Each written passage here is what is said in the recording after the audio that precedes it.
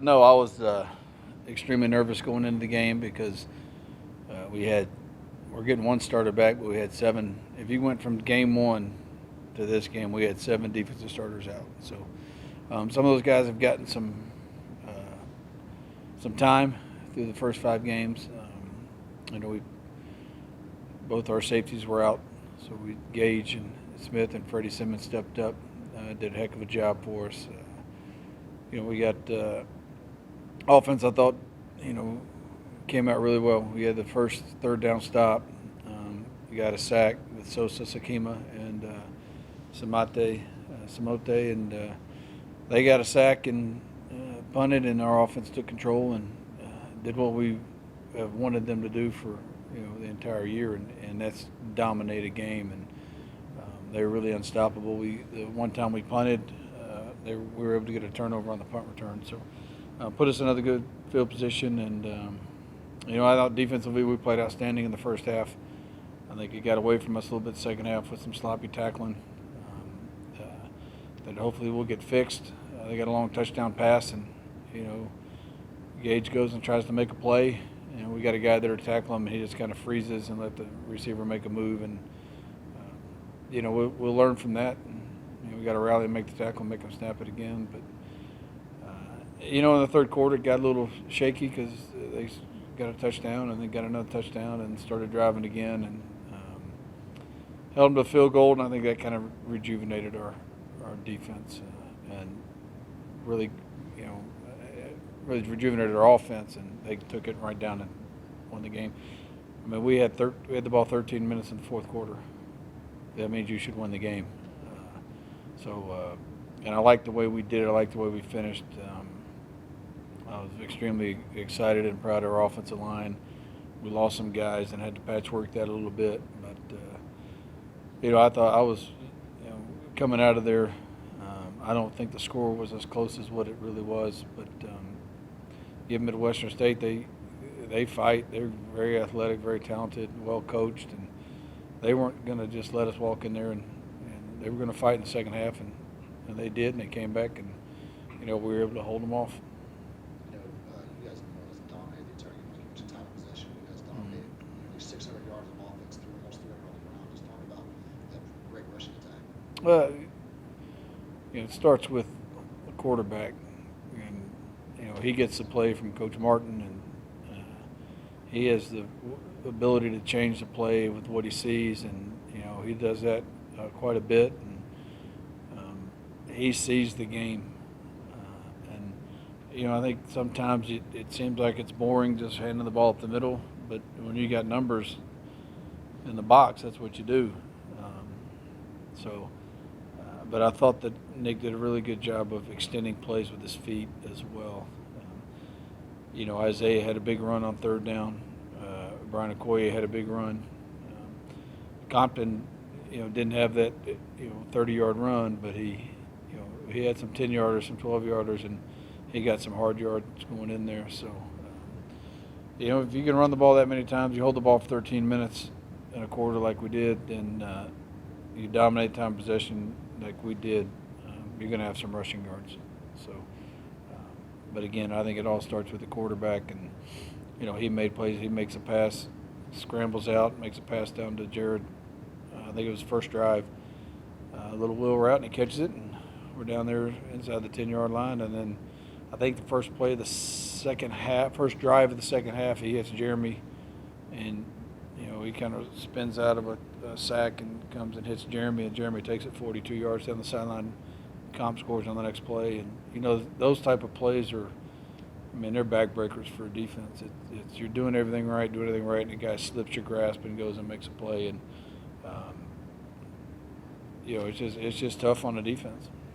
You guys have lost 3 straight now, which don't feel as awesome. We kind of get that monkey off the bat. It's just good to get a win. It doesn't matter where it is, but when you look at it, because it's the caliber of team that Midwestern State is.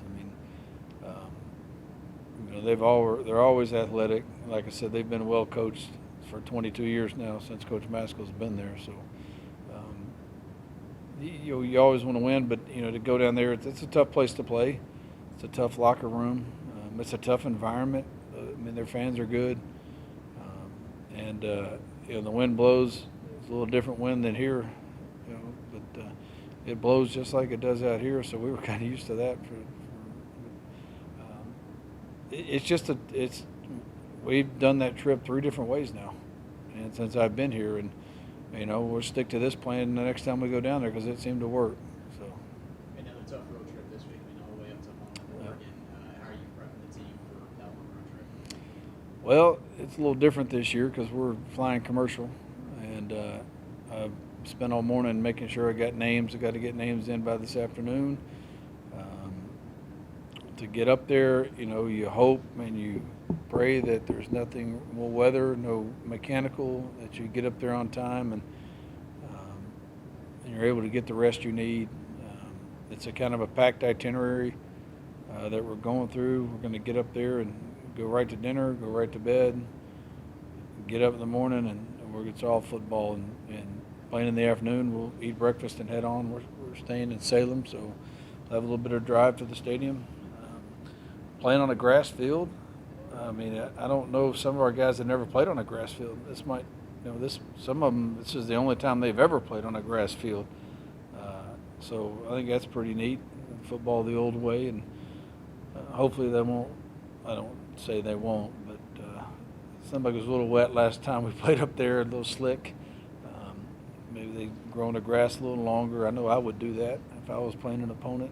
Let the grass grow and turn the sprinklers on all night. Let it get a little muddy, but no, they have a great environment up there too. That's what's tough. They got great fans. Last year we were up there. Some of the fans got under the skin of some of our guys, and we got some penalties. They took us out of our game, and I think it cost us a game last year. So I think the environment, getting up there, having been up there last year, and having an older team will help us. It's just you just hope there's no hitches getting up there. So. They kind of struggled this year.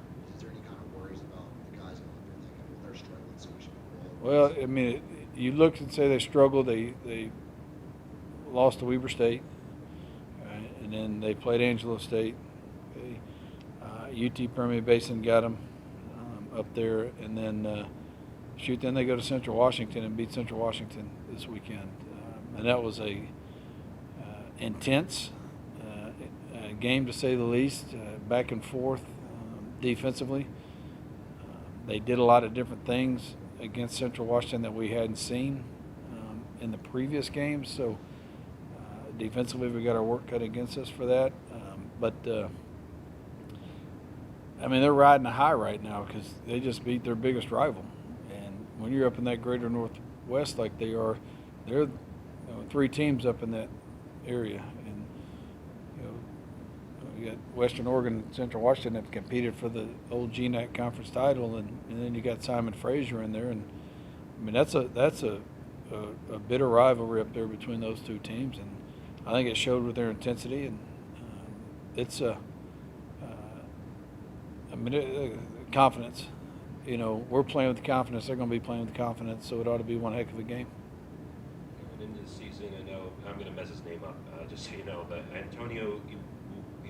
We just call him Goo or Tone. There we go. Yeah. So you talked about the presence he should play along the D line at the end of the year, and I think he's second in sacks. Got a bunch of pressures. I mean, talk to me about his development and what he's done for y'all this year. But, he had some issues that he overcame last year and came back strong this spring. We told him that his biggest weakness right now is playing with his hands in the spring, and he worked on it in the summer, and he came out. And, he's quick. He's probably a little undersized for a nose, but he uses his quickness to his advantage, and it makes him better. So he's young and still learning, but he brings a little extra energy. When you've got a guy in the middle like that can make tackles and make sacks, it kind of gets everybody else on the edges a little pissed off, and they want to be the ones getting the sacks. It's like you're just supposed to push back and push that quarterback out to us, and shoot, he's in there making plays. And I'm very proud of where he's been, not only on the field but off the field. I mean, he's overcome some things, and he's really grown and matured a lot. He's still got another couple of years left to show us how much more he can improve. So very proud of Antonio. I guess on that note, in terms of younger guys, you mentioned JT being out. You know, some of those younger guys stepping in, filling in at the linebacker spot. Yeah. How do you think that's gone? It's been hit or miss, you know. Sometimes I think when you've got guys like Chris and JT, you know, that have played and, you know, they never come out and they're seem indestructible, young guys tend to relax a little bit. And it's almost like, well, they're going to be in. I don't have to go in. I might get one or two plays so they come back. That's not the case now. So we're throwing a lot on their plate. Sam Hampton, he played a lot this past game. Daniel Ajayi, the true freshman that we put in there. I mean, both of them are extremely athletic. They're just young in the scheme, and you know, seeing the way we change things during a game and we make adjustments, it's been a little difficult on them. So we've had to I've tried to pull back with those guys on that. And, you know, we've got Terrence Clark, who's played some snaps here and started a game against Kingsville earlier. He's battling an injury and trying to come back from it. So, you know, I'm proud of their effort. Do they do everything perfect every time? No. Do they frustrate you a lot? Yeah. But I like the way they go about their business. You know, they take it serious. They want to get better. And we were lucky enough. JT went on the trip. He freaking texted me at 10 o'clock on Friday night. I was like, "Hey, is there room on the bus?" I was like, "Sure, bud, come on."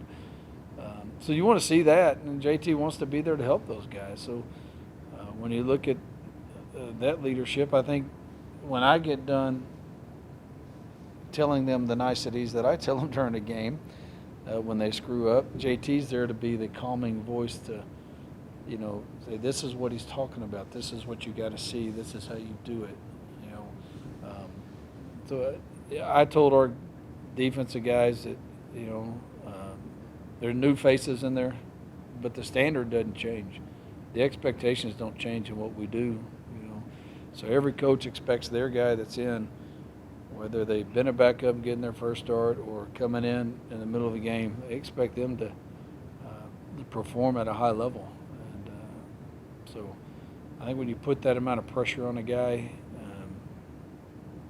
it's like you're going to make him a diamond or like pressuring that coal. Going to be a diamond or not. So we're trying to make them diamonds.